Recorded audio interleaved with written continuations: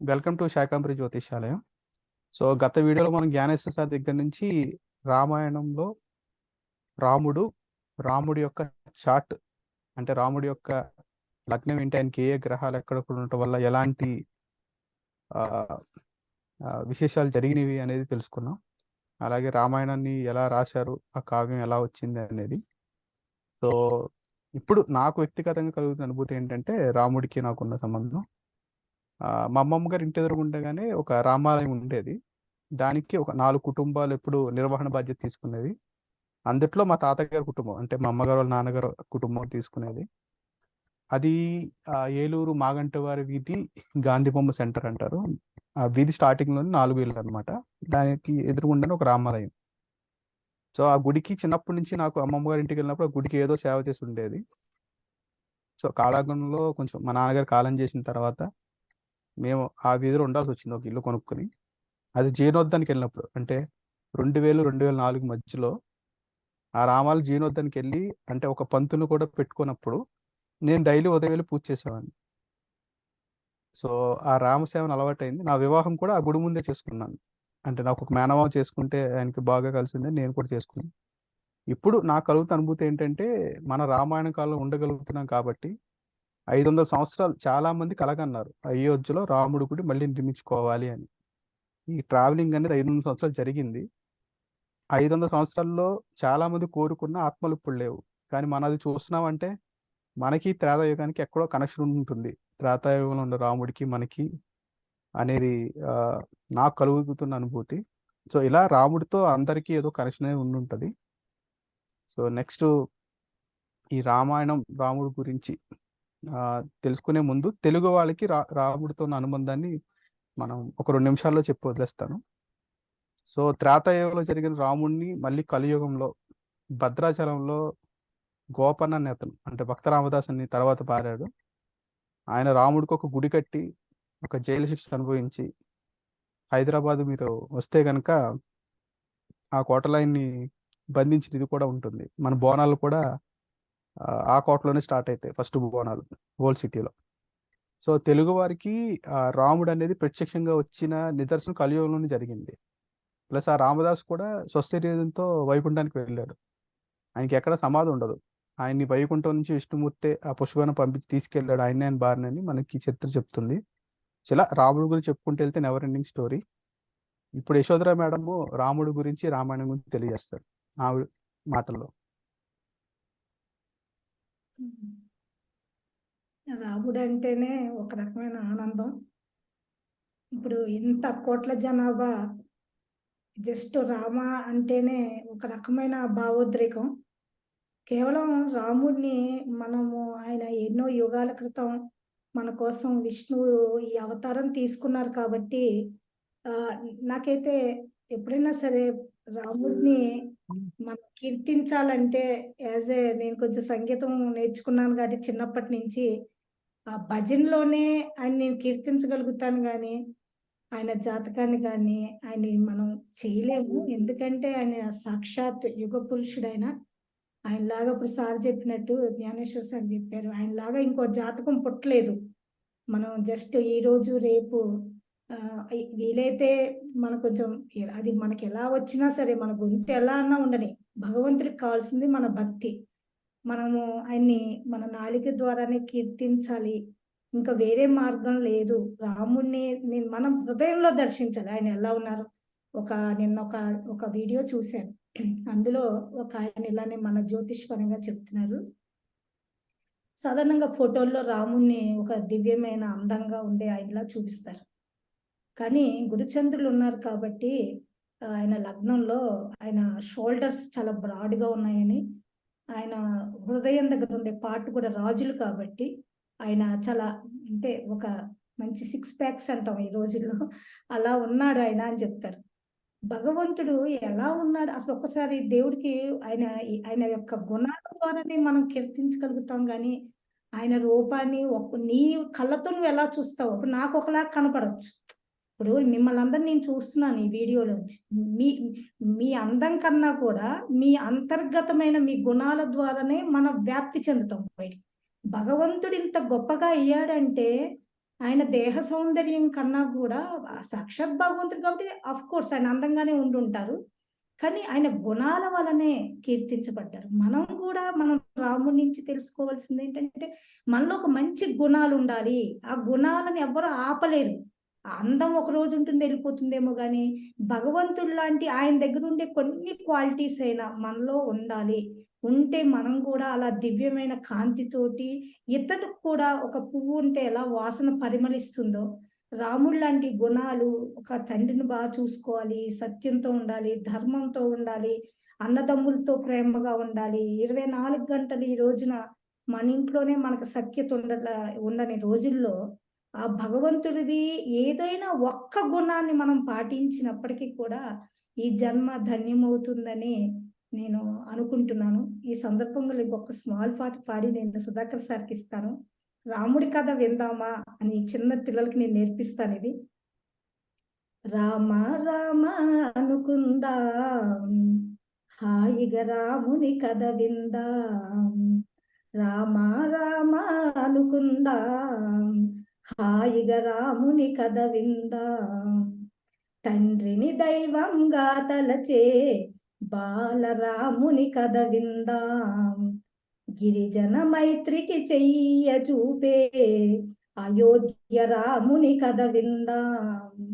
తాపస జనులకు రక్షణ చేసే అరణ్య రాముని కథ విందాం. వానర జాతి స్వధర్మం నిలిపే కిష్కింధ రాముని కథ విందాం. చేగొని కోతిని కౌగిట చేర్చే సుందర రాముని కథ విందాం. శరణని వేడిన వదలక సాకెటి యోద్ధ రాముని కథ విందాం. తన సతి కన్నా ధర్మమే గణమను ఉత్తర రాముని కథ విందాం. తన సతి కన్నా ధర్మమే ఘనమను ఉత్తర రాముని కథ విందాం. దత్తుని కృపచే రాముని వలనే సచితానందం చేకొందాం. గురు కృపచే రాముని వలనే సచితానందం చేకొందాం. ఎవరైతే మన గురువులు ఉన్నారో వాళ్ళ యొక్క కృపతోటి ఆ రాముణ్ణి గురువులో చూసుకుని మనం కూడా సచ్చితానందాన్ని చేరుకుందాం. ఆనందంలో ఆనందం. అలాగా రామ రామ అనుకుందాం, హాయిగా రాముని కథ విందాం. హాయిగా రాముని కథ విందాం. ఇప్పుడు సుధాకర్ సార్ వాయిస్ లో మనం కూడా రాముని కథ ఆయన వర్షంలో ఎలా ఉంటుందో విందాం. Thank you.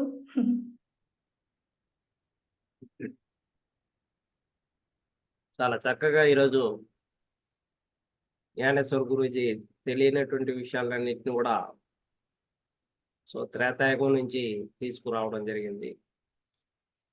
మాకందరికి కూడా మంచి విషయాలు తెలియజేస్తున్నారు జ్ఞానేశ్వర్ గురూజీ.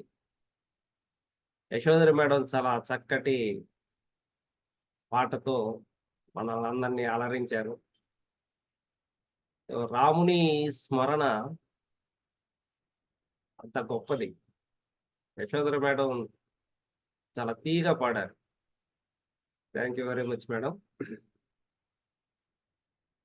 రాముని యొక్క నామం మధురం, రాముని యొక్క గమనం మధురం, హృదయం మధురం, చరితం మధురం, మధురాతి మధురం శ్రీరాముని చరితం.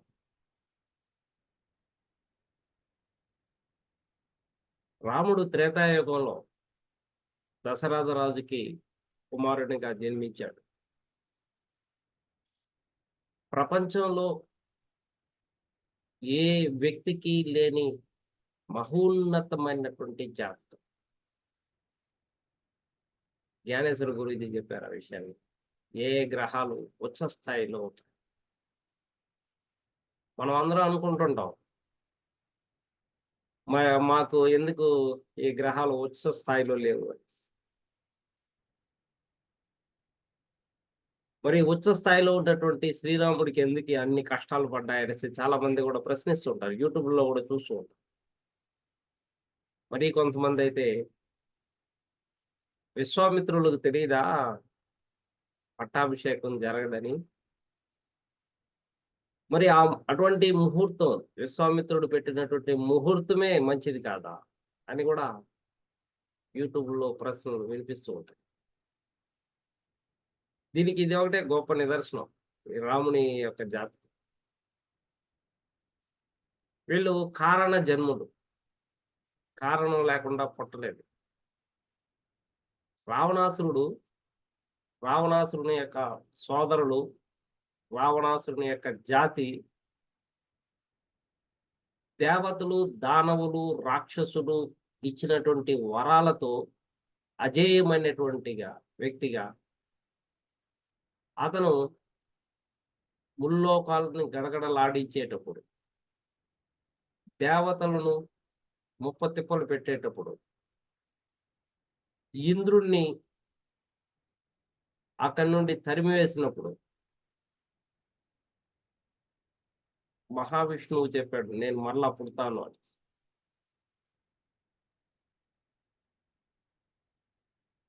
ఆ విధంగా మానవ జన్మ, పరిపూర్ణమైనటువంటి మానవ జన్మ ఏదైనా ఉందంటే అది శ్రీరాముడిదే అంట.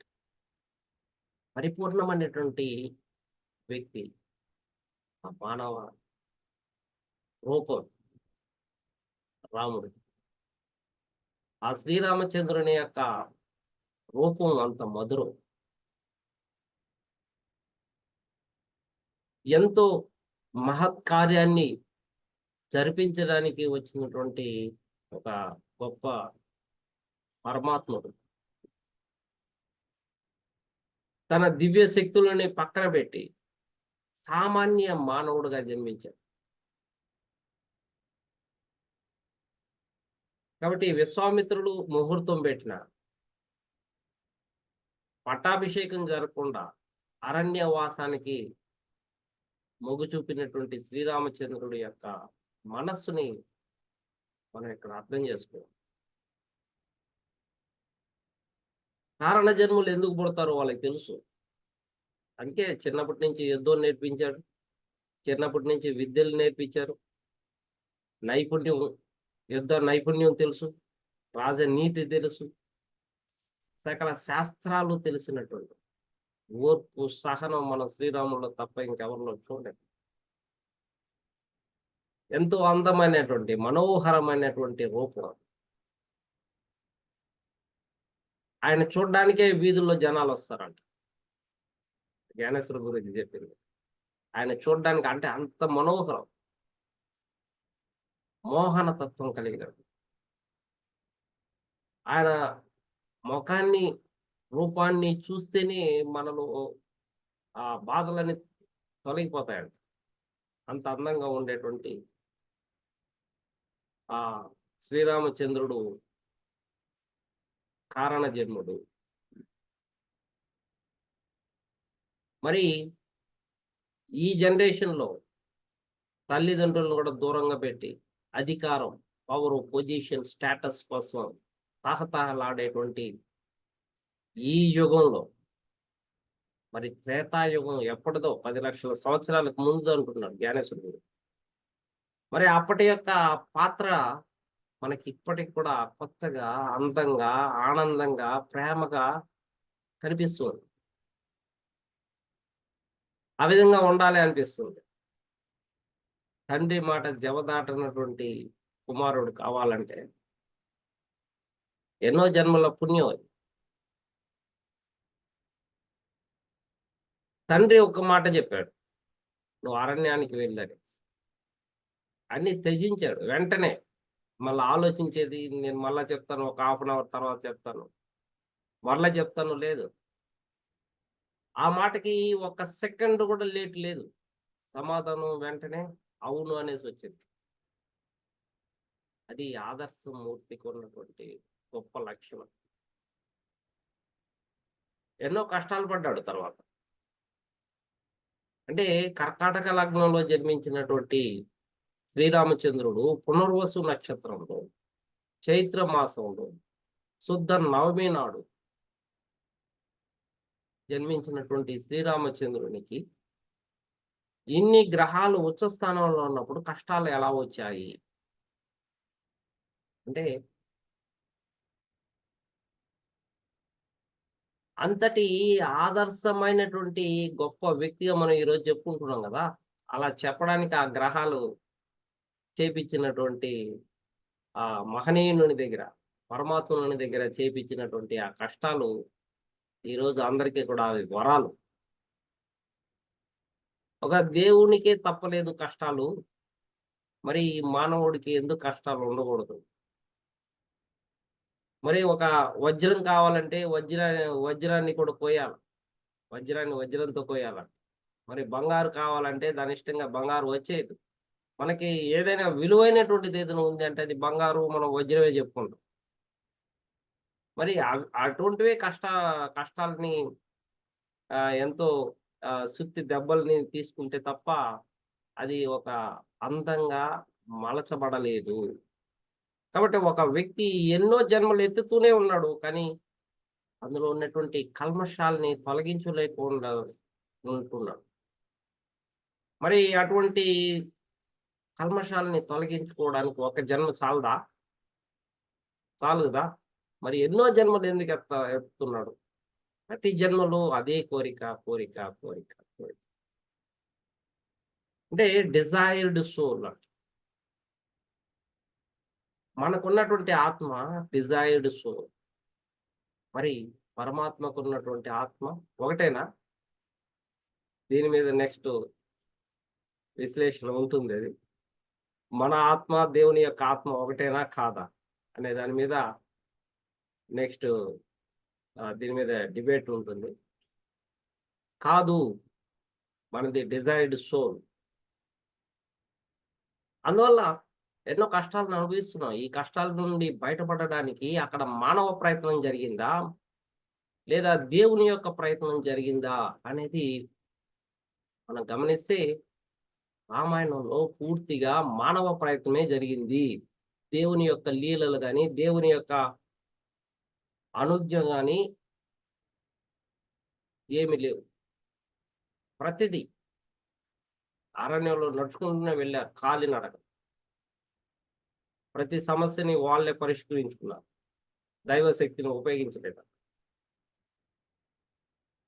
అయితే రామునికి ఉన్నటువంటి ధైర్యము, సాహసము, పరాక్రమము అది మంచికి ఉపయోగించాడు. ఇతరుల కోసం ఉపయోగించాడు. రామ అంటే ఇతరులను సంతోషించేటువంటి వాడు, సంతోషింపజేసేటువంటి వాడు, ఇతరుల సమస్యను తొలగించేటువంటి వాడు, ఇతరులకు సహాయం చేసేటువంటి వాడు. రామ అనేది శివతత్వం. కాబట్టి ఆ దేవదేవుడు పూర్తిగా మానవ రూపంలో పరిపూర్ణమైనటువంటి మానవుడుగా మనకు అవతారం ఎత్తినటువంటి జన్మ. అందువల్ల ఎన్నో జన్మలైనా కూడా మనం రాముడిని తలుచుకుంటున్నాం. మనం ఎన్ని జన్మలు ఎత్తినాం ఈ 10 లక్షల సంవత్సరాల్లో? ఎన్నో జన్మలు ఎత్తాం. కానీ ప్రతి జన్మలో రాముని యొక్క నామమే మనకు తటస్థపడుతుంది. అంత గొప్పది. ఆ లక్షణాలు అంత గొప్పవి. మనిషి యొక్క లక్షణాలనేది మహోన్నతంగా ఉండాల. చెప్పుకునేటట్లు ఉండాలి. అటువంటి 16 గుణాలు కలిగినటువంటి వ్యక్తి శ్రీరామచంద్రుడు. ఈ 16 గుణాలు బహుశా అందరిలోనూ లేదు. 16 గుణాలు నీలో ఉంటే నువ్వు పరిపూర్ణమైనటువంటి వ్యక్తి. అంటే పైకే కాకుండా అంతర్గతంగా కూడా ఉండాలి. అది శ్రీరామచంద్రుడిలో ఉన్నటువంటి 16 గుణాలు. కాబట్టి ఇక్కడ లగ్నంలో గురుచంద్రులు ఉన్నప్పుడు గజకేసరి యోగం. ఎదురు లేనటువంటి త్యాగశీలి, ఇతరులకి సేవ చేయాలనేటువంటి దృక్పథం. ఎందుకంటే ఆయన భాగ్యాధిపతి కాదు. భాగ్యాధిపతి లగ్నంలో ఉంటే లగ్నాధిపతితో కలిసినప్పుడు అది యోగం, గజకేసరి యోగం.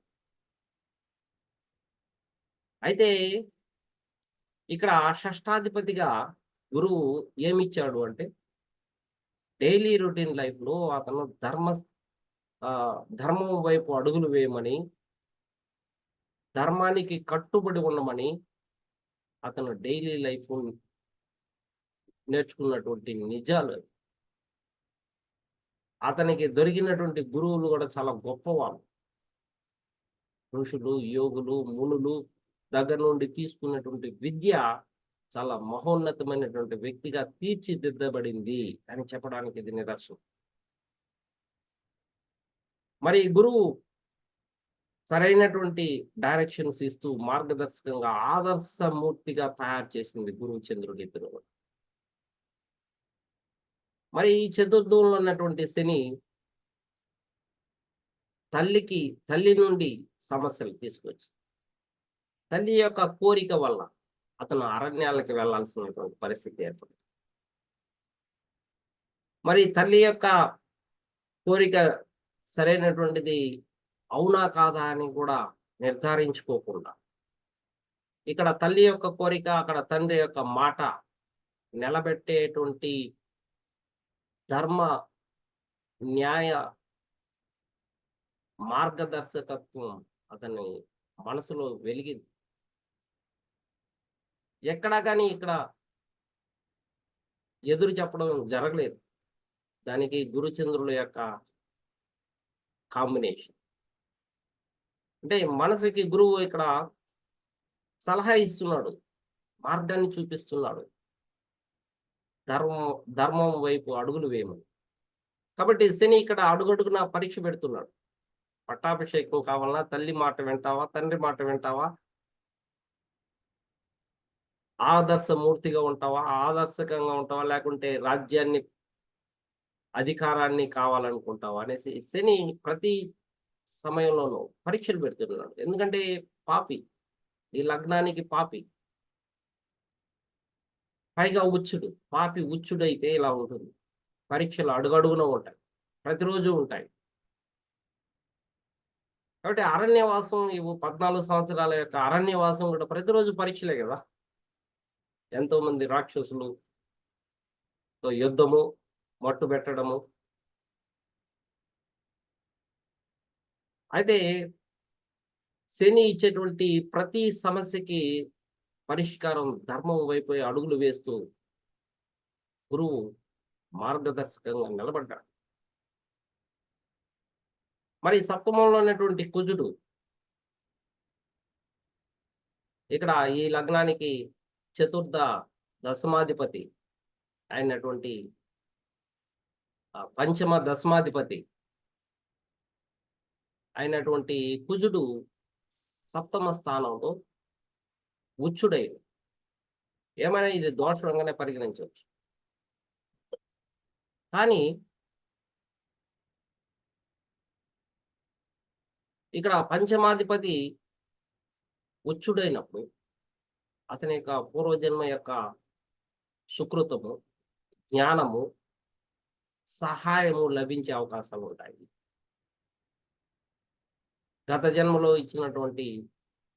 చేసినటువంటి పుణ్యకార్యాలన్నీ కూడా ఇక్కడ అతనికి అనుకూలంగా మలుచుకునేటువంటి అవకాశాలు ఉంటాయి.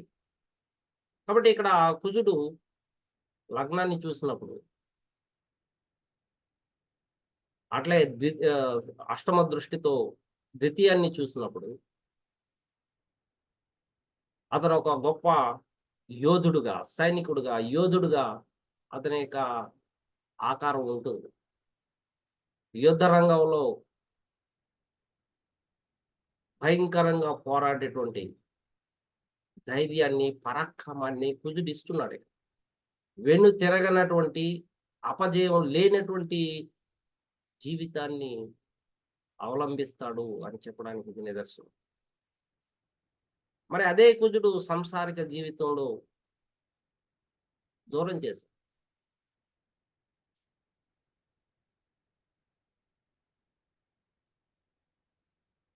అదే శుక్రుడు భాగ్యస్థానంలో ఉచ్చుడయ్యాడు. ఆయన తృతీయ లాభాధిపతి. ఈ లగ్నానికి తృతీయ లాభాధిపతి అయినటువంటి శుక్రుడు భాగ్యస్థానంలో ఉచ్చుడయ్యాడు. తృతీయాధిపతి అంటే ఆయన పాపి, శ్రమ పాపి. సో భాగ్యస్థానంలో అంటే అదృష్ట స్థానంలో దురదృష్టాధిపతి ఆయన. అందువల్ల అతని యొక్క అదృష్టాన్ని ఇక్కడ ఛేదించడం జరిగింది. ఏంటి అదృష్టం? పట్టాభిషేకం చేసుకోవాల్సినటువంటి అదృష్టం. శుక్రుడు మేషం నుంచి తీసుకుంటే ఇది ద్వాదశం అవుతుంది. కాబట్టి ఇక్కడ సకల భోగాలు, అందం, ఆనందం, అనురాగం, ప్రేమ ఇవి ఇవ్వలేదు. వాటిని దూరం చేశాడు. మరి ఏమి ఇవ్వగలుగుతాడు అంటే తపశ్శక్తిని ఇవ్వగలుగుతాడు. ఆధ్యాత్మిక జ్ఞానాన్ని ఇవ్వగలుగుతాడు శుక్రుడే. మరి భౌతిక ప్రాపంచిక సుఖాలను దూరం చేస్తూ ఆధ్యాత్మిక జ్ఞానాన్ని అలవాడేటట్లు చేసేటువంటి వాడు ఇక్కడ శుక్రుడే. గురువు కూడా అగ్నితత్వ గ్రహము, నీటి సంకేతంలో ఉండడం కూడా ఇక్కడ రాజయోగాన్ని ఇవ్వలేకుండా పోయింది. ఒక రాజ్యానికి రాజును చేయలేకుండా పోయాడు గురువు కూడా. కారణం ఏంటంటే అగ్నితత్వ గ్రహము నీటి సంకేతంలో ఉండడమే. కాబట్టి ఆ విధంగా ఉన్నప్పుడు శుక్రుడు కూడా నీటి సంకేతంలో ఉన్నప్పుడు ఖచ్చితంగా ఆధ్యాత్మిక భావాలు వెలువడతాయి. ఒక ఆదర్శ మూర్తిగా తయారు చేసేటువంటి శక్తి సామర్థ్యాలు ఈ అన్ని గ్రహాలకి కూడా ఉన్నాయి ఇప్పుడు అనేది నిరూపితమవుతుంది. మరి సూర్యుడు మేషంలో ఉచ్చుడు, ద్వితీయాధిపతి దశమ స్థానంలో ఉచ్చ స్థానంలో ఉన్నప్పుడు అతని యొక్క పేరు, కీర్తి, ప్రతిష్టలు మరణాంతరం కూడా కొనసాగుతూనే ఉంటుంది. అతను రాజు కాకపోయినా రాజుగానే భావించారు అక్కడ ప్రజలు. అందుకే భరతుడు ఆ రాముని, శ్రీరామచంద్రుని యొక్క చెప్పులు సింహాసనం మీద పెట్టి పరిపాలించారు. కాబట్టి అన్ని గ్రహాలు కూడా అతని ఒక మహోన్నతమైనటువంటి భగవంతుడిగా, మానవ శక్తిగా మలచబడడానికి కారకులయ్యారు. అటువంటి జన్మ ఇది.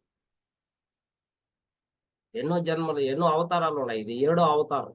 మహావిష్ణువు యొక్క అవతారం 7వది. చాలా గొప్పగా తీర్చిదిద్దబడ్డది.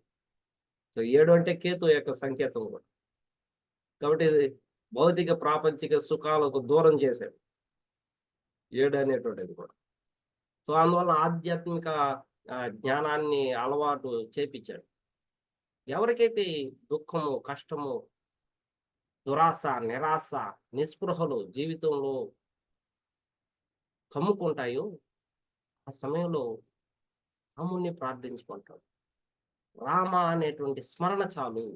రామ రామ, హరే రామ హరే రామ, రామ రామ హరే హరే, హరే కృష్ణ కృష్ణ కృష్ణ హరే. అలా రాముని యొక్క నామస్మరణ నీ యొక్క అజ్ఞానాన్ని తొలగిస్తుంది, నీ యొక్క చీకటిని తొలగించి వెలుగును నింపుతుంది అనే దానికి ఇక్కడ రాముడి యొక్క జాతకం ఎంతో మందికి ఆదర్శం. Over to Peddiraju sir. Thank you Peddiraju sir. Thank you so much sir. ఒక్క నిమిషము ఒక మాట చెప్పి, ఈరోజు పొద్దున్నే గరికపాటి వారి ప్రసంగం వింటున్నాను రామాయణం గురించి. ఆయన ఒక సామెతకి అర్థం చెప్పాడు, ఇంట్లో రామయ్య వీధిలో కృష్ణయ్య. దీన్ని అందరూ చెడుగా వాడుతున్నారు, ఈ ఉపమానాన్ని లేదా ఈ సామెతని. సో ఆయన చెప్పింది ఏంటంటే, ఇంట్లో రామయ్య అంటే మన ఇంట్లో సమస్య వస్తే రాముడిలాగా ఇంట్లో పరిష్కరించుకోవాలి కుటుంబ సభ్యులతో. అంటే కుటుంబ సభ్యుల సమస్య వచ్చిన ఎవరో ఒకరు త్యాగం చేయాలి. ఆ త్యాగ నిరత అనేది అలవాటు చేసుకోవాలి. రాముడు ఎందుకు అంత అయ్యాడంటే త్యాగం. రాముడితో ఉన్న వాళ్ళందరూ త్యాగమే. సీతాదేవి, సరే నీకు ఇచ్చిన డ్యూటీ, నీ శిక్షణ కాదు, నువ్వు వెళ్ళి అడుగులకి, నేను ఇంట్లో కూర్చుంటా, అయోధ్యలో ఉండాల. ఆమె భోగభాగ్యం త్యాగం చేసుకుని వెళ్ళిపోయింది. లక్ష్మణుడు తమ్ముడిగా త్యాగం, అన్న కోసం. ఆయనకి వనవాసం లేదు, ఆయన వెళ్ళిపోయాడు. సో రాముడితో ఉన్న వాళ్ళని త్యాగం అంటూ చేశారు.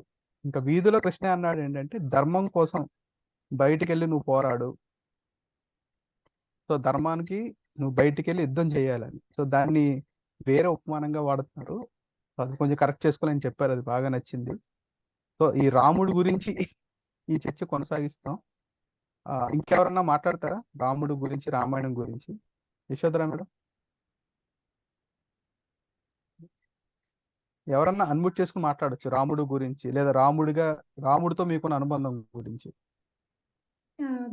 గంగాధర్ గారు ఉంటే మాట్లాడండి. వెళ్ళిపోయారు, లేరు. ఓకే. ఈరోజు పెద్దిరాజు గారు, ఈరోజు ఏకాదశి. ఏకాదశి అక్కగారు నమస్తే. మాట్లాడండి. నమస్తే అక్క, బాగున్నారా? బాగున్నాను. మాట్లాడండి. నాకంటూ నేను ఎక్కువ మాట్లాడలేని ఇప్పుడున్న పరిస్థితుల్లో, కానీ రాముడి ఆదర్శాలని జీవితంలో అన్వయించుకొని జీవించాలనే నా కోరిక. రాముడు ధర్మం గాని, త్యాగం గాని, కుటుంబం పట్ల రాముడికి ఉన్న నిరతి గాని, నిబద్ధత గాని, అవన్నీ మన జీవితాల్లో ప్రస్ఫుటంగా కనిపించాలని కోరుకుంటున్నాను. నేను ఇంతకంటే ఎక్కువ మాట్లాడలేను. వేలున్నా నేను. సారీ, వింటా మీ class. Thank you madam. Thank you sir. Sir నమస్తే సార్. చెప్పండి మేడం. సార్, ఇప్పుడు డిగ్రీలో మాకు ఫస్ట్ లో రాముడి గురించి, అంటే వాల్మీకి రామాయణంలో అయోధ్యాకాండలో రాముడి యొక్క గుణగణాలు వాల్మీకి గారు చాలా చక్కగా వివరించారండి. ఎంత అంటే అసలు ఒక్కొక్క శ్లోకము చదువుతూ ఉంటే, దివ్యైః గుణైః శక్రసమో రామః సత్య పరాక్రమః ఇక్ష్వాకుభ్యో హి సర్వేభ్యో అపద్రిక్తో విశాంపతేః. అంటే ఇక్కడ ఇక్ష్వాకు వంశంలో అంటే రాముడి గుణ ఎట్లా అంటే ఇంద్రునితో సమానమైనటువంటి గుణ పరాక్రమం కలవారు, దివ్య గుణాలు కలవారు ఇక్ష్వాకు వంశ రాజులందరిలో శక్తి సామర్థ్యాలు కలవారు అని చెప్పేసి ఇట్లా రాముడి గుణగణాలు ఒక 30 శ్లోకాలలో చాలా బాగా చెప్పారు సార్. నేను ఆన్ ద వేలో ఉన్నాను. అది నాకు చెప్పాలని చాలా ఉంది. కాకపోతే ప్రజలతో రాముడు ఎలా ఉన్నారు అంటే, ప్రియవాదీచ భూతానాం సత్యవాదీచ రాఘవ బహుశ్రుతానాం వృద్ధానాం బ్రాహ్మణాం ఉపాసితానాం. అంటే రాముడు అందరితో ప్రియంగా మాట్లాడేవారు, సత్యము వేద శాస్త్రాలు అభ్యసించినటువంటి పెద్ద పెద్ద బ్రాహ్మణుల వృద్ధులను కూడా సేవించేవాడని ప్రతి చిన్న విషయం కూడా సూక్ష్మంగా రాముడి యొక్క గుణగణాలు దీంట్లో వర్ణించడం జరిగింది. నా దురదృష్టం అనుకుంటాను. క్లాస్ లో పిల్లలకైతే చాలా చక్కగా చెప్పేదాన్ని, కానీ ఇక్కడ నాకు సమయము బయటికి వెళ్తున్నాను సార్. నేను అసలు అదృష్టవంతురాలు మ్యామ్. కొంచెం సమయాన్ని కూడా మీరు రాముడి కోసం కేటాయించారు. రాముడు అంటే చిన్నపిల్లోడు కూడా అరే రాముడు అంటే చెప్పురా అంటే ప్రతివాడు చెప్పగలగాలి. అట్లా మనం మనం ఇప్పుడు సెకండ్ ఇయర్ లో కూడా ఒక లెసన్ చిత్రపట దర్శనం అని చెప్పేసి భవభూతి గారు చాలా చక్కగా వివరించారండి. రాముడు వశిష్ఠుల వారు రాబోయే అంటే సీతాదేవి అడవిలో ప్రవేశిస్తుంది అనే సందర్భంలో కూడా ముందే సూచిస్తే రాముడు అతని యొక్క అంటే అంతర్గతంగా మనస్సును ఎరిగి ఒక శ్లోకం చెప్తారండి. అది నాకు సరిగ్గా సమయానికి గుర్తుకు రావట్లేదు. చెప్పండి మేడం. అంటే నేను అంటే నా సీత అంటే నా ప్రియ అంటే నేను ఒక్క నిమిషం సార్. లౌకికానాంగి సాధువునాం అర్థం ఆ శ్లోకాలు సమయానికి గుర్తుకు రావట్లేదు సార్ నాకు. నేను యదివా జానకిమపి అంటే నేను జానకిని కూడా ప్రజల హితం కొరకు నేను జానకిని కూడా విడిచిపెట్టడానికి అంటే నా ప్రియ నా సఖి నా స్నేహం దయాంచ సౌఖ్యంచ యదివా జానకిమపి ముంచతో నాస్తి మే వెద అని చెప్పేసి ఈ శ్లోకంలో ఎంత అద్భుతంగా వర్ణిస్తారు సార్. ఇక్కడ స్నేహం దయాంచ సౌఖ్యంచ యదివా జానకిమపి ముంచతో నాస్తి మే వెద అంటే నేను బాధపడను ప్రజల కోసము అని రాముడి యొక్క ధర్మం ఇక్కడ చాలా చక్కగా వివరించబడింది సార్. ఇక్కడ ప్రతి ఒక్క శ్లోకంలో అసలు సూక్ష్మంగా అంటే నేను వివరిస్తుంటే పిల్లలు మెస్మరైజ్ అయిపోతారు సార్. వాళ్ళు మాట్లాడొచ్చా? అయితే మాట్లాడుతున్నారు, మాట్లాడేసేయండి. కంప్లీట్ సార్ చేశాను కంప్లీట్ పర్లేదు సార్, నేను ఆన్ ద వేలో ఉన్నాను. లేకపోతే దీని గురించి నేను 1 గంట కాదు 2 గంటలు కూడా మాట్లాడేదాన్ని. నాకు ప్రిపేర్ కాలేదు సార్ నేను అసలు యాక్చువల్ గా. కానీ సడన్ లో ఓపెన్ చేసి చూస్తే రాముడి గురించి చెప్పడం జరిగిన ఎంత దురదృష్టవంతురాలని క్లాస్ లో పిల్లలకి అందరికి బాగా చెప్పేదాన్ని. ఇప్పుడు ఏమైందంటే ఈ సమాజం, ప్రస్తుతం ఉన్నటువంటి సమాజం, Yes, జనాలు, sir. మనుషులు వాల్మీకి రామాయణాన్ని, వాల్మీకి చెప్పినటువంటి రాముని గుణగణాల్ని, రాముడు చేసినటువంటి అంటే ధర్మం కోసం, ధర్మాన్ని నిలబెట్టడం కోసం, లేదా తాను నమ్మిన ధర్మం ఆచరించి, మానవుడిగా ఆచరించి చూపి దాంట్లో తను అనుభవించినటువంటి కష్ట నష్టాలు కానీ ఏవైనా కానీ, ఇప్పుడు కామెడీ కిందకి ఎలా అయిపోయిందంటే రామాయణం, రాముడు తండ్రి మాట వింటే అన్ని కష్టాలు. So don't listen to father. ఆ రకంగా వెళ్ళిపోయారు. సో ఇప్పుడు నువ్వు దాన్ని ఆడిన మాట పట్టుకుంటే ఏమైతుంది, అన్ని వదులుకోవాల్సి వస్తుంది. ఎవరు రెడీగా ఉంటుంది? ఇప్పుడు ప్రస్తుతం నడుస్తున్నటువంటి ప్రపంచం ఏంటిదంటే శరీరానికి ఎన్ని రకాల సుఖాలు, ఏది చేసినా సుఖం కోసం చేయాలి. ధర్మం, సత్యవాదం ఇవన్నీ ట్రాష్, దేనికి పనికిరావు. మేబీ ఆఫ్టర్ లైఫ్ ఉంటాయేమో.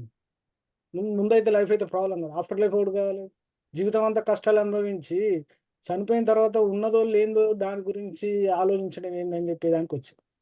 మీరు అందుకే ఈ మధ్య ఎక్కువ మంది ఏమయ్యారంటే, నాకు కూడా ఈ మధ్య కలుస్తుంటుంటారు మా గ్రూప్లలో వీళ్ళు జనాలు. ఎలాంటి వాళ్ళ అంటే, మీరు ఎవరైనా చదివారో చదవలేదు, రామాయణ విషవృక్షం చదివారు ఎవరైనా? చదివాం సార్. ఒక విన్నా ఆవిడ సార్. లేడీ రాసింది కదా, రంగనాయకమ్మ. రంగనాయకమ్మ. అవును, 2 వాల్యూమ్స్. రంగనాయకమ్మ రాసి రామాయణ విషవృక్షం చదివితే ఓకే, దాన్ని చదవండి. నేను చదవండి చదివి రామాయణాన్ని మర్చిపోను కాదు. అంటే వాల్మీకి రామాయణాన్ని విమర్శించటానికి ఒక మెథడ్ అనేది ఎలా పనిచేస్తుంది అనే కోణంలో చదవచ్చు మీరు. అంటే దాన్ని వాల్మీకి రామాయణాన్ని ఏ రకంగా అర్థం చేసుకుంటారు. కొంతమంది ఉన్నారు, రామాయణ మహాభారతాలు ఏమున్నాయండి, అందులో అన్ని అరాచకాలు, అన్ని వావి వరుసలు లేనటువంటి సంబంధాలు, దానికి ధర్మం అని ఒక ట్యాగ్ తోడు చేసి ఏదో చెప్పటం తప్ప ఏం లేవు రామాయణంలో. మహాభారతంలో ద్రౌపది ఏంటి, 5 భర్తలు ఏంటిది, ఇవన్నీ అంత చండాలమైన వ్యవహారం తప్ప ఏమన్నా అంత పనికొచ్చే వ్యవహారం ఏదైనా ఉందా అని చెప్పి అంటారు. ఆయన నన్నయ్య మహాభారతాన్ని తెలుగులో రాసేటప్పుడే మొదటి పర్వం రాస్తాడు అనుకుంటా, మొదటి అధ్యాయంలో. మహాభారతం దాన్ని ఎలా చెప్తారంటే ఒక మిర్రర్ అంటాడు. మిర్రర్ అంటే మిర్రర్లో నువ్వు ఎలా చూసుకుంటే అంటే నువ్వు ఎలా ఉన్నావు అలానే కనిపిస్తుంది. మిర్రర్ ఏముంటుంది, మిర్రర్ దోషం ఏమని చెప్తాను, అద్దం దోషం. అది నేను అద్దం చూసుకున్నప్పుడు నాకు అందంగా కనిపించలేదంటే అది అద్దం దోషమా నీ దోషమా?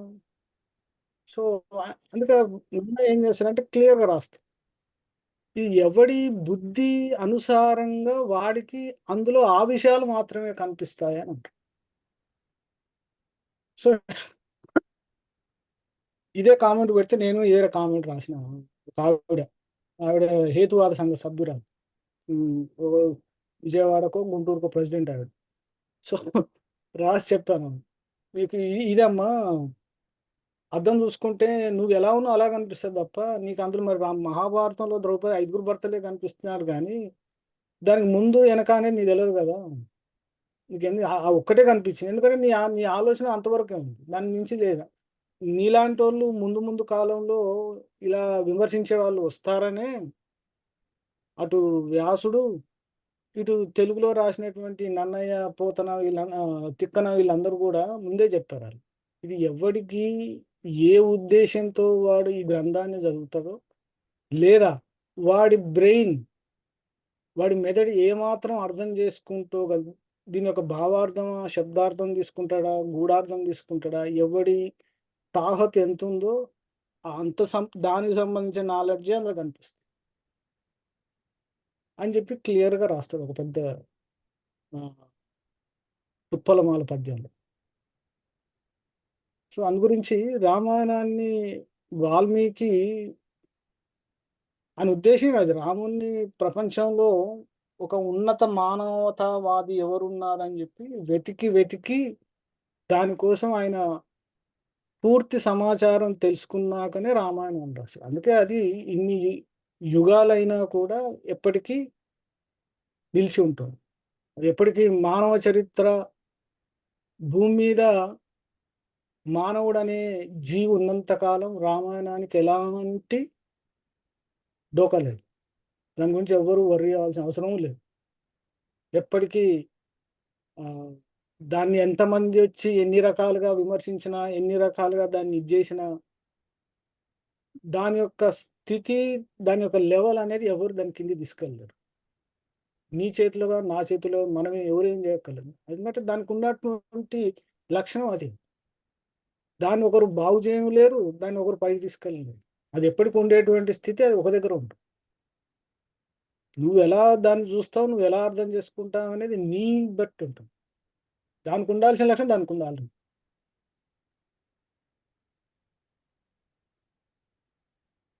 ఇంకా ఎవరికైనా డౌట్స్ అని చెప్పాలంటే చెప్పండి. డౌట్స్ ఉంటాడు కానీ తెలిసింది చెప్తాను. గంగాధర్ సార్ ఏదో మాట్లాడాలని. Sir thank you sir. ఏం లేదు, నేను తెలిసింది చెప్పాలనుకున్నాను. రాముడి కంటే 50 తరాల ముందుగా పుట్టిన ముచ్చుకుందుడు అని ఉన్నాడంట. ముచ్చుకుందుడికి అంటే స్వర్గంలో ఈ దేవతలు ఉండే ప్లేస్ లో యుద్ధం జరిగింది రాక్షసులతోటి. అప్పుడు వాళ్ళకి వరం ఇచ్చిన దేవతలు వాళ్ళని ఎదుర్కోలేకపోయారు. అప్పుడు ముచ్చుకుందునికి భూలోకంలోకి పంపించి ముచ్చుకుందుని దగ్గరికి ఆయనని పైకి తీసుకున్నారు స్వర్గానికి. ఆయన యుద్ధం చేసిందట. చేసినాక కొన్ని యుగాలు గడిచిపోయింది. అప్పటికి యుద్ధం, అప్పటికి స్కందోత్పత్తి కాలేదట. స్కందుడు జన్మించలేదు. స్కందుడు జన్మించే ముందు దేవతలు ఇంద్రుడు పిలిచి ముచ్చుకుందుని రాక్షసులను సంవరిస్తుంటే ముచ్చుకుందుడు పిలిచి చెప్పిండట, ఇప్పుడు ముచ్చుకుందుకి ఈ స్కందుడు జన్మించే సమయం ఆసన్నమైంది, మీరు మీరు చేసిన సేవకి కృతజ్ఞతలు అని చెప్పి మళ్ళీ భూలోకానికి పంపుతాడట. పంపితే ఏదైనా కోరిక కోరుకోమంటే ఆయనకి దేవతలు చెప్పలేకపోతారు. అప్పటికే కొన్ని యుగాలు గడిచిపోయినాయి, నా కుటుంబంతో నేను హ్యాపీగా ఉంటా అని చెప్తాడట ముచ్చుకుందరు. అంటే వాళ్ళు దేవతలు చెప్తారు, అప్పటికే యుగాలు గడిచిపోయినాయి, నీ కుటుంబం గాని నీ రాజ్యం గాని ఇప్పుడు ఏం లేవు అని చెప్తే ఈయనేమంటాడు ముచ్చుకుందుడు, నాకు ప్రశాంతమైన జీవితాన్ని నిద్రనివ్వమని కోరుకుంటాడు. నిద్రనివ్వమని కోరుకొని వస్తే ఆయనని భూలోకానికి పంపుతారు దేవతలు. పంపినాక కృష్ణుడు జన్మించిన మధుర స్థానంలో ప్లేస్ లో ఒక గుహలో అతను నిద్రిస్తుంటాడు. పూర్తి నిద్ర కోరుకుంటాడు అతను, ప్రశాంతమైన నిద్ర. కొన్ని యుగాలుగా యుద్ధం చేసిండు కాబట్టి దేవతా లోకంలో. అయితే కృష్ణుడు కూడా కంసుని సంహరించిన తర్వాత కంసుడి మామ కృష్ణుడి పైన యుద్ధం చేస్తుంటాడు, వాళ్ళ మా అల్లుడిని చంపిందని చేస్తుంటే ఇతను పడుకున్న ప్లేస్ కి కాలయవనుడు అనే రాక్షసుడు వస్తాడట ఈ యూరోపియన్ కంట్రీస్ నుంచి. అప్పుడు ఆ కాలయవనుడు అనేతను కూడా నారదుడు సృష్టించిన ఒక అంశం అట, రాక్షస అంశం. ఇప్పుడు యూరోపియన్ దేశాల్లో ఈ యవన అనే పేర్లు ఉంటాయి, యోహాను, ఇప్పుడు కరెన్సీ కూడా యోహాన్ అని ఉంది. అట్లాంటి పేరు వచ్చింది దాని వల్లనే అని చెప్పారు. ఆ కాలయవనుడు వచ్చి యుద్ధానికి వస్తే సార్ చెప్పే ఏంటంటే యవనులు అనేది యవన సామ్రాజ్యం ఉంది సార్. యవన సామ్రాజ్యం యవనులు అంటే సారీ గ్రీకు వాళ్ళు, ఈజిప్ట్ గ్రీకు వాళ్ళు. అది నారదుడు సృష్టించిన అంశ యవనులు అనేది అందులో చెప్పారు. ఆ యవనుని ఎదుర్కోవడానికి కృష్ణుడు ఎదురు నిలుస్తాడు. అప్పుడే ఈ నీటిలో ఈ సామ్రాజ్యాన్ని సృష్టిస్తాడు కృష్ణుడు తన యోగ మాయ ద్వారా. విశ్వకర్మను పిలిచి సృష్టించి ఈ మధురలో ఉన్న జనాలందరినీ ఆ యోగ మాయ ద్వారా ఈ నీటిలో సృష్టించిన నూతన సామ్రాజ్యానికి పంపించి ఆ కాలయవనంతో యుద్ధం చేయాలి కృష్ణుడు. కానీ కృష్ణుడు మాయాలీల ప్రదర్శించి కాలయవనుని దూరంగా తీసుకెళ్లి ఆ గుహలోకి తీసుకెళ్తాడు. ఎక్కడైతే ముచ్చుకుందుడు నిద్రిస్తున్నాడో ఆ గుహలోకి తీసుకెళ్లి ఆ గుహలో పడుకున్న ముచ్చుకుందుడు కనిపిస్తాడు. ముందు కాలయవనుడికి కృష్ణుడు కనిపించాడు. కాలయవనుడు ముచ్చుకుందుడిని చూసి కాలుతో దంతాడు, లేపుతాడు అన్నట్టు.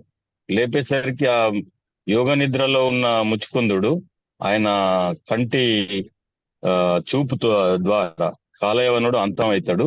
అప్పుడు కృష్ణుడు ప్రత్యక్షమై మహావిష్ణు అవతారంలో గత జన్మల ద్వాపర యుగంలో మీరు ఈ వంశంలో చెందిన వాళ్ళు, పుట్టిన వాళ్ళు, నీతో నీ అంతం అంటే నీ జన్మ అంతం అయిపోతుంది. నీకు మళ్ళీ అంటే అతను ముచ్చుకుందుడు రాజుగా కొన్ని జంతువులని హింసిస్తారు, అంటే వేటకెళ్ళి చంపుతారు కదా సార్. అవన్నీ పాపాలు మీరు చేసినారు కాబట్టి మీ పాప ప్రక్షాళన జరగడానికి ఇంకో 2 జన్మలు ఉంది అవకాశం. ఇంకో 2 జన్మల తర్వాత నువ్వు నన్ను పొందుతావు అని కృష్ణుడు వరం ఇస్తాడు అతనికి, ముచ్చుకుందునికి.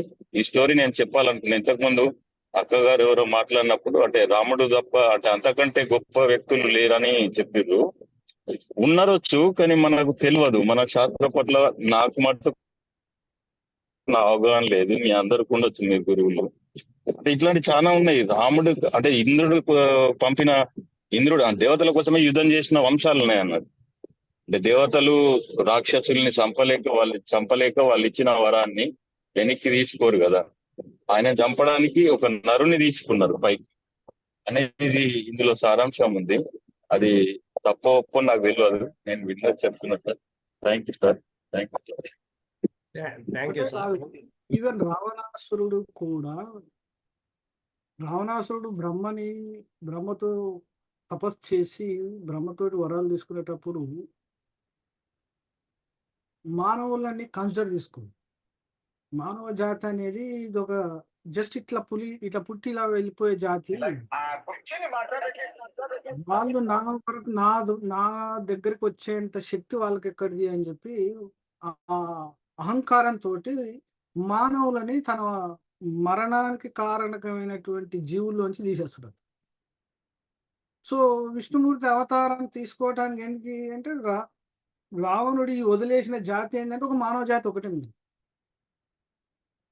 సో మానవ జాతి ప్లస్ వానర జాతి, ఈ 2 జాతిని వదిలేస్తాడు.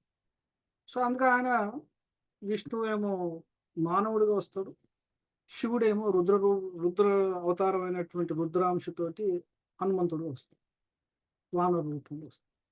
సో అందుకే వాళ్ళు ఈ రాక్షసులు దానవులు వాళ్ళ అతి తెలివితోటి ఎక్కడైతే మిస్ అవుతారో ఆ మిస్ అయిన పాయింట్ తీసుకొని వీళ్ళు అవతారాలు ఎత్తారు.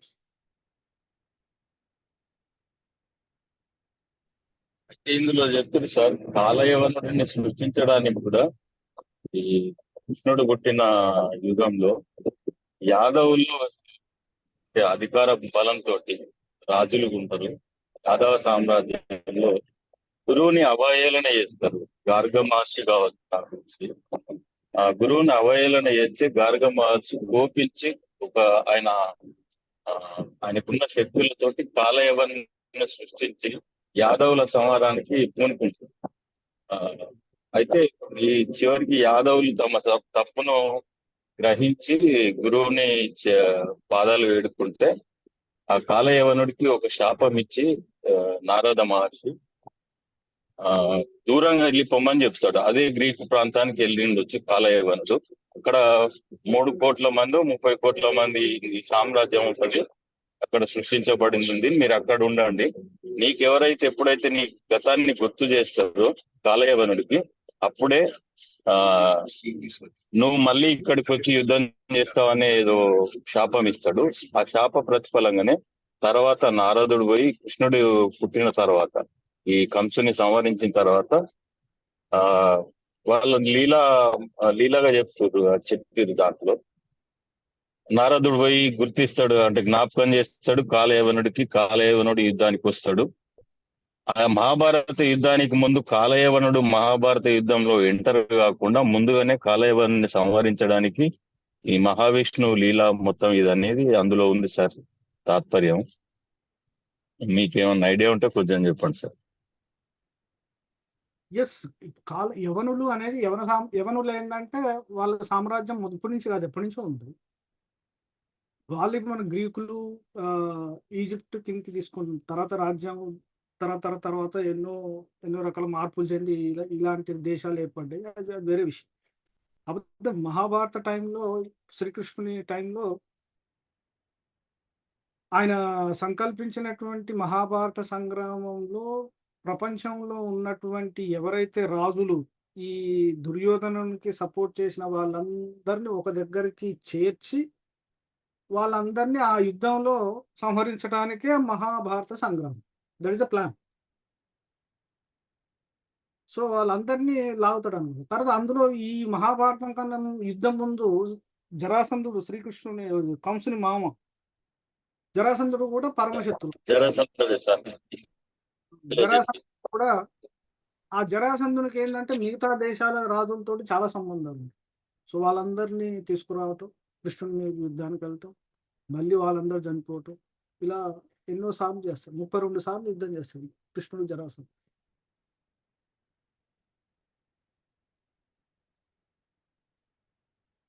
ఈ స్టోరీ ఎక్కడిదంటే ఇది ఒక ఉప పురాణంలో ఉంది.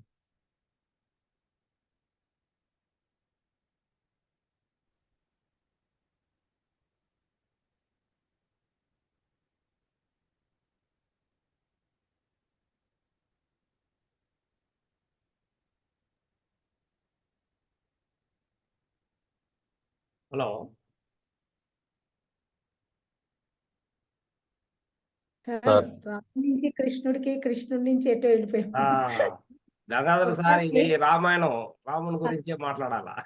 ఎస్ అదే ఇవాళ ఏకాదశి కూడా సుధాకర్ సార్. ఈరోజు ఇవాళ అందరం కూడా చక్కగా ఈరోజు విష్ణుది లేదా రాముడు, కృష్ణుడు ఆయన ఏవి దశావతారాలు ఉన్నాయో వాటి గురించి మనం మాట్లాడుకోవడం వలన అంటే చక్కగా ముచ్చుకుందుని తీసుకువస్తే అది ఎక్కడికి వెళ్ళిపోతుంది టాపిక్. అది వెళ్ళిపోయింది. చిన్నది అది కాదు, చాలా అది పెద్దగా అది చాలా వివరాల length దగ్గర ఉంది. ఉంది సార్. అది చాలా కృష్ణ లెంత్ ఉంది.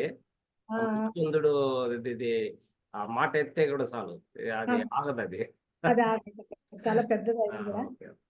ఒక్క నిమిషం, ఎవరైనా టాపిక్ లోకి వచ్చే ముందు ఎవరైనా మాట్లాడే ముందు ఒకసారి రాముడి మీద ఒక చిన్నది ఇందాక మీరు అన్నట్టే, హరే రామ హరే రామ రామ రామ హరే హరే హరే కృష్ణ కృష్ణ కృష్ణ హరే హరే. ఈ నామాన్ని మనం ఎంత వీలైతే అంత చేసుకోవడం. భగవంతుడే ఈ భూమి మీద పుట్టిన ప్రతి వాళ్ళు కూడా ఆ మహాత్ములే, భగవంతుడే స్వయంగా దీన్ని ఎలా ఎదుర్కోవాలి, ధర్మంతో ఎదుర్కోవాలి, మనకున్న మంచి బుద్ధితోనే ఎదుర్కోవాలి తప్ప చెడ్డ బుద్ధితో ఎదుర్కొంటే వాళ్ళు అంత మహనీయులు అయ్యేవారు కాదు. వాళ్ళ గురించి వాళ్ళు మనం మాట్లాడే వాళ్ళం కాదు. ఆయన ఆదర్శ పురుషులుగా మనకు అన్ని చూపించారు కాబట్టి ఆ స్ఫూర్తితో ఈ రోజు ఇంకా వేలలో లెక్క పెట్టే వాళ్ళు ఉన్నారు. ఎందుకు లేరు? ఎంత జనాభాలో మనకు కనపడట్లేదేమో కానీ ఉన్నారు, ఖచ్చితంగా ఉన్నారు. కాబట్టి ఈరోజు ఆ రాముడి స్థాపన టైంలో మనం అందరం ఏదో ఒక జన్మలో రాముడున్న టైంలో మనం ఒక ఇసుక రేణువుగా అయినా ఉన్నామేమో, చిన్న జీవిగా ఉన్నామేమో, అందుకునే మళ్ళీ రేపు జరిగే ఈ స్థాపన చూడగలుగుతున్నాం అంటే కూడా మనం అందరం కూడా చాలా అదృష్టవంతులు. అంతేకాకుండా ఈ జ్యోతిష్యం అనేది కూడా నేర్చుకున్నాం. అది కూడా మామూలు కాదు. ఈ యుగంలో ఇలాంటివి నేర్చుకోవడం కూడా ఈ కాలంలో, ఈ 21లో శతాబ్దంలో, ఈ 2023, 24 వీటిల్లో నేర్చుకోవడం అంటే ఇది కూడా ఇప్పుడు ఎవరో దేవుణ్ణి నమ్మకుండా ఉన్న ప్రపంచంలో ఉన్నాం. కానీ మనకి శ్రీరాముడి అనుగ్రహం ఉంది కాబట్టి మనకి గ్రహాలు, శాస్త్రాలు, ఇంతమంది గురువులతోటి సాంగత్యం, మీ అందరూ మీ మామూలు అన్ని దేశాల నుంచి అందరూ కూడా కనెక్ట్ అయ్యాం. రాముడికి థ్యాంక్స్ చెప్తూ ఓవర్ టు సుధాకర్ సార్. అమ్మా, నేను ఒక చిన్న మాట చెప్పమంటారు? చెప్పండి మేడం. నేను విజయవాడ నుంచి మాట్లాడుతున్నాను. నా పేరు బీనాదేవి తమ్మిన. మీకు అందరికీ తెలిసే ఉంటదేమో, నాకు తెలీదు. ఇది నా గురువు దగ్గర నుంచి నేను తీసుకున్న మంత్రం. మీరు ఓ అంటే మీరు ఓకే చేస్తే నేను అది 3 సార్లు చెప్తాను. చెప్పండి. రామా దాస సాసే సోహం రామదాస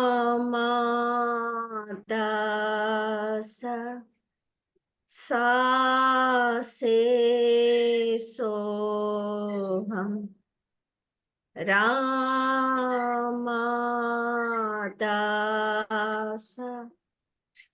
సాసే సోహం.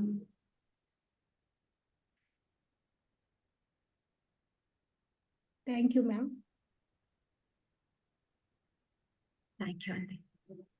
థ్యాంక్ యూ ఇలాగా వివరణ మన ఇస్తారా మన మేడం. గురువుల ఈ రమ్యనా మేడం?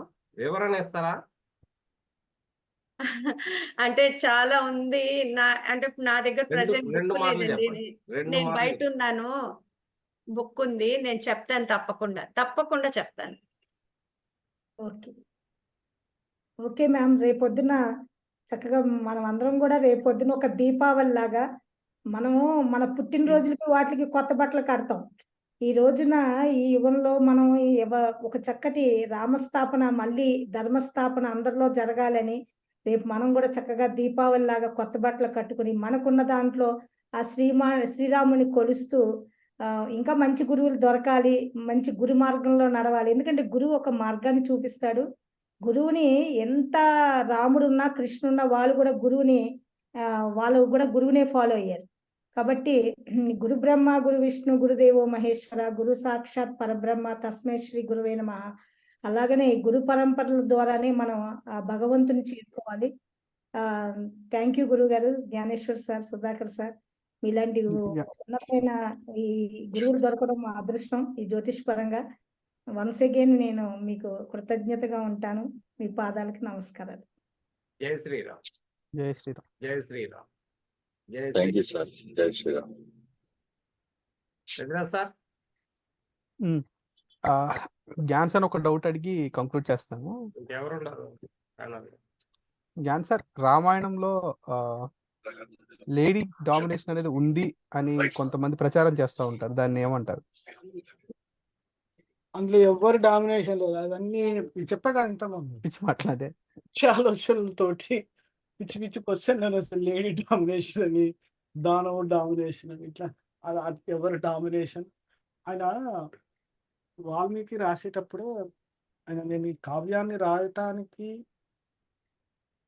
ఈ కావ్యంలో మానవ జీవితానికి సంబంధించి తర్వాత మానవుడు ఉన్నత గతిని పొందాలంటే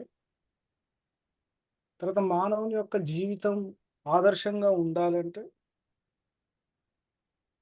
తర్వాత తన జన్మకి ప్రక్షాళన, తన జన్మకు ముందు ఎన్ని జన్మల్లో ఎన్ని రకాల పాపపుణ్యాలు తీసుకున్నా ఈ జన్మతోటి మాక్సిమం వాటిని ప్రక్షాళన చేసుకోవటానికి కావలసినటువంటి యోగ మార్గంలో ఉపనిషత్తులు మనిషికి ఉన్నతికి ఏమేవైతే చెప్పాయో ఆత్మ ఉన్నతికి వాటన్నిటినీ నిగూఢంగా ఒక్కొక్క పాత్రల్లో జోడించి ఈ అరిషడ్ వర్గాలు కానీ షట్కర్మలు కానీ ఒక్కొక్క వ్యక్తిలో ఎలా ఉన్నాయి, జ్ఞానంతో పాటు జ్ఞానం ఉంటే ఒకటే సరిపోదు, జ్ఞానం వెలగాలి అంటే ఈ అరిషడ్ వర్గాల్ని కూడా వదిలించుకోవాలి అని చెప్పి ఆయన ప్రతి పాత్ర ద్వారా చెప్తారు. ఆయన ఒక్కరిని ఏ స్త్రీ అని పురుషుడు అని చదవడు. ఒక్కొక్కరికి అరిషడ్ వర్గాలు ఎలా ఉంటాయి అని చెప్పి ప్రతి ఒక్క లక్షణానికి ఉపమానాలతో సహా చెప్తారు. మళ్ళీ ఆయన వాల్మీకి ఒక దగ్గర చెప్తాడు, స్త్రీకి కొన్ని అరిషడ్ వర్గాలు చెప్తారు. వాటికి ఉపమానాలు ఎలా చెప్తారంటే పాముకి అకారణం కోపం ఉంటుంది. జస్ట్ భయంతో వచ్చిందో లేకపోతే దాని ద్వారా మనం ఎలా అర్థం చేసుకుంటాం మనకు తెలియదు. కానీ దానికి ఉండాల్సినటువంటి ఏంటంటే దానికి కోపం ఎలా ఉంటుందంటే అకారణం కోపం. మనిషికి కోపం ఉండాలి కానీ అకారణంగా కోపం ఉండకూడదు. అందుకే రామాయణంలో సీత పాత్ర, మండోదరి పాత్ర, తర్వాత వాలి భార్య అయినటువంటి తారాదేవి, వాళ్ళ పాత్ర, కైకేయి పాత్ర, కౌసల్య పాత్ర, తర్వాత మండోదరి పాత్ర. వాళ్ళ ద్వారా ఎన్నో రకాల రహస్యాల్ని మనకి మామూలు భాషలో చెప్పిస్తాడు. మీరు వీలైనప్పుడు అవి చదువుకోండి. ఆ శ్లోకాలు, ఆయా కాండల్లో ఉన్నటువంటి లక్షణాలను చదివితే వాళ్ళు ఏం చెప్తారు, వాళ్ళ మాటల్లో వాలిని చంపిన తర్వాత తారా వచ్చి రాముని అడుగుతుంది, చంపాల్సిన అవసరం వచ్చింది. ఇదే విషయాన్ని తీసుకొని రాముణ్ణి ఎన్నో రకాలుగా విమర్శిస్తారు అన్నమాట. ఎన్ని రకాలు విమర్శిస్తుంటే చెట్టు చాటు నుండి వాళ్ళని చంపారు, ఈయన దేవుడు అవుతాడు. పొద్దున్నే ఒకటి వేమన పద్యం ఒకటి పెట్టాడు పొద్దున్నే. ఇవాళ వేమన చెప్పాడంటే రాముని తిట్టాడని చెప్పి పెట్టాడు. ఏమని? బంగారు లేడీ అనేది భూమి మీద ఉండదని తెలిసి భార్య అడిగిందని చెప్పి బంగారు లేడీ కోసం పరిగెడితే వాడేం దేవుడు? సో ఇట్లా పోయిందంటే నేను అన్న వాడికి చెప్పాను, అరే వెళ్ళి మళ్ళీ ఒకసారి ఆ రామాయణం అక్కడ కనీసం ఒక 15 శ్లోకాలు ఉన్నాయి. రాముడు లేడీని చంపడానికి వెళ్ళక ముందు సీతతోటి మాట్లాడతాడు, లక్ష్మణుతోటి మాట్లాడతాడు, వెళ్ళాలా వద్దా అని ఆలోచిస్తాడు. ప్లస్ ఈ సీతకి ఆ లేడీ పట్ల ఎందుకు వ్యామోహం ఎందుకు వచ్చిందని అడుగుతాడు. అదంతా డిస్కషన్ అయిన తర్వాతనే ఒక డెసిషన్కి వస్తాడు. బంగారు లేడీ అనేది భూమి మీద ఉండటం కుదరదు, అయినా మరి అది ఉంది అంటే ఇదేదో మాయ, బహుశా రాక్షసుల మాయ కావచ్చు. ప్లస్ సీత మనసు విడిచి ఈ పెళ్ళైనప్పటి నుంచి ఇంతవరకు ఏ కోరిక కోరలేదు, చూసింది కాబట్టి నచ్చింది కాబట్టి అడిగింది. సరే, ఒకవేళ అది ఉంటే తెస్తాము, ఒకవేళ అది రాక్షస మాయ అయిందనుకో దాన్ని ఛేదిస్తాం అని అన్ని రకాల డిస్కషన్, ముగ్గురు కూర్చొని డిస్కషన్ చేసి లక్ష్మణుని రక్షణగా పెట్టి వెళ్తారు. అయితే ఆ పాయింట్లను వదిలేస్తారు, ఎందుకంటే వాడు తీరిగ్గా ఓపిక ఎవరు చదువుతారు, చదివే ఓపిక లేదు జనం. ఒకటే మాట అన్నట్టు రాముడు బంగారు లేడని తెలిసి పిల్లలు అడగానే వెళ్ళిపోవటం అని. సో అది ఏంటంటే తర్కించటానికి, విమర్శించటానికి ఏంటంటే వాళ్ళకి కనీసం ఓ తాత అనేది ఉంది, అది కూడా లేని వాళ్ళే జనాలు. సో ధర్మ సూత్రాలు, ధర్మ సూక్ష్మాలు కూడా ఒక్కొక్క పాత్రలో వాళ్ళ యొక్క ఆ సమయ సందర్భాలను బట్టి మన కోసం వాల్మీకి ఎన్నో అందులో ఇమిడ్చి రాసినటువంటి రామాయణం. దాన్ని ఒక ఏదో స్టోరీ లాగాను ఇవిలా ఇది కాలక్షేపం కోసం కాదు కాకుండా, అంటే అది ఎవరి మెదడు ఎలా చూస్తుందో ఆ రకంగా అర్థమవుతుందని ముందే చెప్పాను. దాన్ని కాలక్షేపంగా చూసుకుంటే కాలక్షేపంగా, మిస్టరీ లాగా, ఫాంటసీ లాగా, హనుమంతుడు లంకని సముద్రం లంఘించింది అంటే ఇప్పుడు మనకు అది ఒక ఫాంటసీ లాగా ఉంటుంది. సముద్రం లంఘించే సముద్రాన్ని ఏరోప్లేన్ లాగా ఎవరు వెళ్తారు చెప్పు? ఇప్పుడు ఎవరైనా వెళ్తారా? ఎక్కడైనా పాసిబుల్ ఉంటుంది? ఏరోప్లేన్ తప్ప మనిషి ఎవడు వెళ్ళడు, ఏ జంతువు వెళ్ళదు, ఒక ఇది పక్షి తప్ప. ఇక పక్షి కాదే వానరం, మరి వానరం సముద్రం ఎట్లా అన్ని శతయోజన దూరం ఉన్నటువంటి సముద్రాన్ని ఎలా దాటిండు ఆయన? ఫాంటసీ, వినటానికి, ఊహించటానికి, కాసేపు ఆనందించడానికి అన్నట్టు ఉంటుంది. కాకపోతే దాంట్లో తత్వవేత్తలకి తత్వశాస్త్రం ఉంటుంది, ధర్మవేత్తలకు ధర్మశాస్త్రం అని చెప్తారు, నీతివేత్తలకు నీతి శాస్త్రం అని. సో ఇలా ఏది కావాలనుకుంటే ఆ దృష్టితోటి దాన్ని చదివితే అందులో దానికి సంబంధించినటువంటి పాత్రల ద్వారా ఆయా విషయాలు అనేవి మనం గ్రహించవచ్చు. అది రామాయణం యొక్క గొప్పతనం. అంతేగాని అందులో స్త్రీల డామినేషను, నీ కోసం రాసింది, నా కోసం రాసిందని, బ్రాహ్మణుల కోసం రాసిందని, వైశ్యుల కోసం రాసిందని, క్షత్రియుల కోసం రాసిందని, ఎవ్వడి బుర్ర ఎటు తిప్పితే అటు మాట్లాడే, అనవసరం క్వశ్చన్ లేదు. రామాయణాన్ని క్వశ్చన్ లేయటం కోసం కాదు, దాంట్లో ఉన్న విషయాన్ని తెలుసుకోవటం కోసం. సో ఎప్పుడు రామాయణం మీద అలాంటివి ఇందులో ఇవి ఉన్నాయి అవి ఉన్నాయని చెప్పి దాన్ని ఏమంటారంటే పనికిరాని ఆలోచన పెట్టుకోకూడదు. దట్ ఇస్ సంథింగ్, ఒక గొప్ప సూక్ష్మ ధర్మాలని చెప్పటం కోసం ఆయన రామాయణాన్ని ఆ కావ్య రూపంలో చెప్తుంది. ప్రతిదీ, ప్రతి పాయింట్, ప్రతి సన్నివేశం, ప్రతి దాంట్లో, ప్రతి శ్లోకంలో ఏదో ఒక అర్థం ఉండేట్టు పెట్టాడు. ఆయన రాసింది మరి తక్కువ శ్లోకాలు, 24,000 శ్లోకాలు మాత్రం. చూడటానికి కథలాగా ఉంటుంది. కథ కాదండి. కథ కంటే కథ 10%, 90% అంతా మిగతా. అది ఎవరికి ఏ రకంగా అవసరమైందో ఆ రకంగా వాళ్ళకి కనిపిస్తుంది.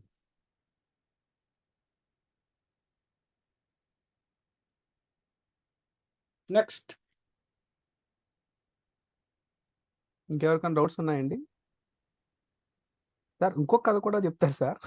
కొంతమంది ఏమో రాముడు క్షత్రియుడు, రావణాసురుడు బ్రాహ్మణుడు. సో అదొక వివక్షలో చూపిస్తారు. కొంతమంది రావణాసుని బీసీ క్యాండిడేట్ కింద, ఎస్సీ కింద ఇలా చూపించి మత మార్పులు చేసిన బాగా యూజ్ చేసుకుంటున్నారు దీన్ని. వీళ్ళు ఏంటంటే ఇప్పుడు దళితవాదం అని మధ్యలో మొదలైంది. ఈ దళిత కవిత్వం, దళితవాదం, దళిత జనోద్ధరణ అని చెప్పి హేతువాదం, తర్వాత కమ్యూనిజం, ఈ రకరకాల ఏవైతే వచ్చాయో వాటిని ఏంటంటే సనాతన ధర్మాన్ని, హిందూ ధర్మంలో ఈ కుల వ్యవస్థ, వర్ణ వ్యవస్థ ఇవన్నీ ఏంటంటే డామినేషన్ కొన్ని శతాబ్దాల పాటు ఏంటంటే ఈ హింసాకాండ జరిగింది, అణచివేత జరిగింది. అది కూడా ఏంటంటే నిమ్న కులాల్ని అణచివేయటం, బానిసత్వం పెరిగిపోవటం, బానిసల్లాగా చూడటం, మనిషిని మనిషిగా చూడలేకపోవటం, ఇలాంటి ఎన్నో రకాలు జరిగాయి. కాబట్టి దాంట్లోంచి వచ్చినటువంటి భావాలతోటే దీన్ని వ్యతిరేకించటం, దీన్ని విమర్శించటం. తర్వాత కులాలకి అక్కడ ధర్మం పక్కదారి పెట్టినప్పుడు చేసిన అతన్ని నిర్జించడానికి వాడు కులము, వర్ణంతో పని లేదు అక్కడ. నక్షత్రియుడు ఈయన చేసిన తప్పు ఏంటంటే ఈయన భార్యను తీసుకెళ్తాడు. దానికి ఏమంటే వాడి చెల్లెలను అవమానించడం చెప్పి, చెల్లెలు అవమానించినందుకు భార్యను తీసుకెళ్ళి, సరే తీసుకెళ్ళినావు, మరి అవమానించినందుకు దానికి సరే ఇదంతా అయిపోయింది. యుద్ధం ముందు మళ్ళీ సంధి కోసం కూడా అడుగుతాడు కదా, యుద్ధం చేయదలుచుకోలేదు, నా భార్య నాకు అప్పచెప్పేస్తే మేము వెళ్ళిపోతాం చెప్పి చూస్తాడు. రాయబారం చేపిస్తాడు, అంగద రాయబారం, హనుమ రాయబారం, ఇలా 2-3 రకాల రాయబారాలు జరుగుతాయి ఏది యుద్ధానికి ముందు. అన్ని జరిగిన తర్వాత కూడా వాడు మొండికేస్తేనే అప్పుడు యుద్ధానికి వెళ్తాడు. సో వాడు బ్రాహ్మణుడు, రావణాసురుడు దానవ వంశం అయినా కూడా, వంశం దానవ వంశం, బట్ జాతి అనేది బ్రాహ్మణ జాతి. ఆ బ్రాహ్మణ జాతిని వదిలేసి ఏంటంటే క్షత్రియత్వం తీసుకుంది. అక్కడ కూడా ఏంటంటే స్వధర్మం లేదు. మనం బ్రాహ్మణ వంశం పులస్తుడు ఋషి బ్రాహ్మణుడు, తర్వాత ఆయన కొడుకు విశ్రావసుడు బ్రాహ్మణుడు.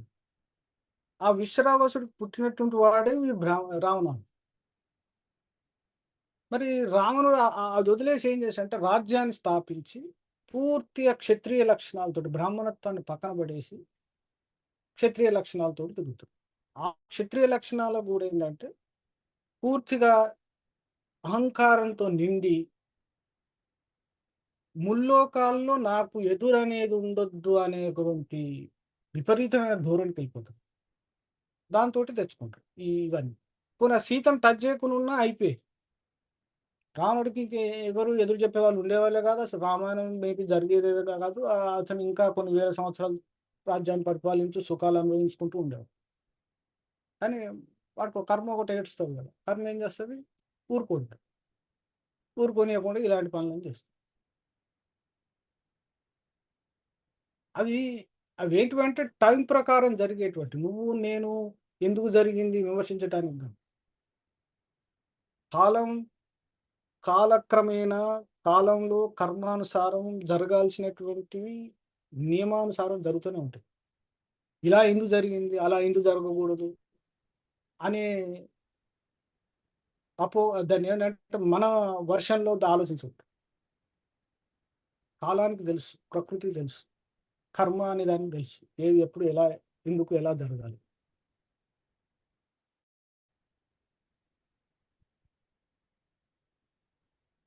ఇంకా సార్ మీరు రామాయణం ఎప్పుడు చదవడం స్టార్ట్ చేశారు సార్?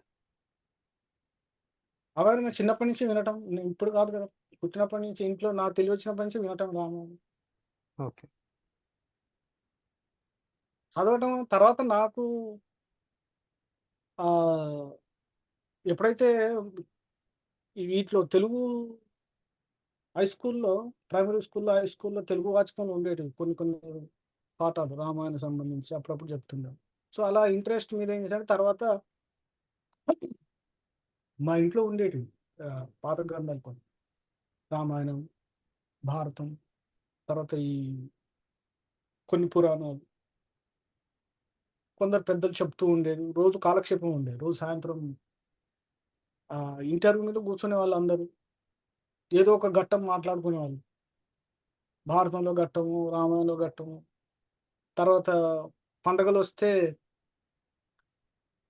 నాటకాలు వేయటం, యక్షగానాలు, ఇట్లాంటి రకరకాల సాహితీ ఉండేటివి.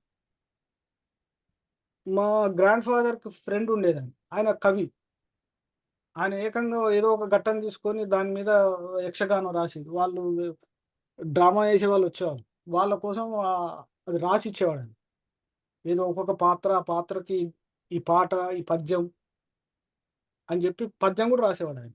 అంటే పూర్తిగా ఆయన ఒక బేసిక్ కవి. సో వాళ్ళతో కూర్చుంటే ఏంటంటే ఆయన రకరకాలు చెప్పేవాడు. ఎక్కడెక్కడో స్టోరీలు, ఏ పురాణంలో ఏ మూలకో ఎక్కడెక్కడో ఉంటాయి. వాళ్ళు మరి వాళ్ళ వాళ్ళ కాలంలో ఎప్పటి నుంచో విన్నవి చదువుకున్నవి వాళ్ళకి తెలుసు కాబట్టి.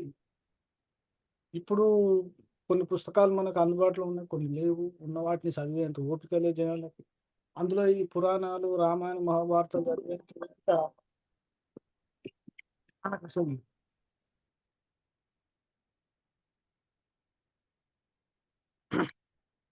సుధాకర్ సార్?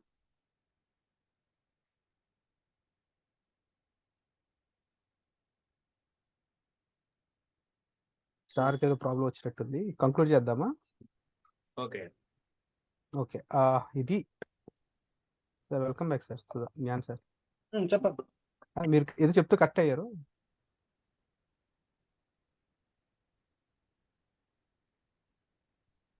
అదే మా మధ్యలో కాల్ వచ్చింది, అయిపోయింది. ఓకే, సో కంక్లూడ్ చేద్దాం. సుధాకర్ సార్, సార్ ఆదివారం సూర్యవంశంలో పుట్టిన రాముడు గురించి చర్చించే అవకాశం వచ్చింది. ఇప్పుడు రాముడు సూర్యవంశంలో పుట్టాడు కాబట్టి మిగతా గ్రహాల రెఫరెన్స్ ఏమైనా ఉందా రామాయణంలో పాత్రలకి? హనుమంతుడు కుజుడు అని చెప్తారు, మిగతా గ్రహాలు ఏమన్నా రామాయణ పాత్రలో కనిపిస్తాయి మనకి? మిగతా పాత్రలు అంటే ఇక్కడ బుధుడు లాభస్థానంలో ఉన్నాడు. లాభస్థానంలో ఉండేదాని వల్ల తన మిత్రులుగా ఎవరైతే భావిస్తారో వాళ్ళందరూ కూడా పూర్తి సహాయ సహకారాలు అందించడం జరిగింది. మిత్రులందరూ బుధుడు అంటారు. అవును.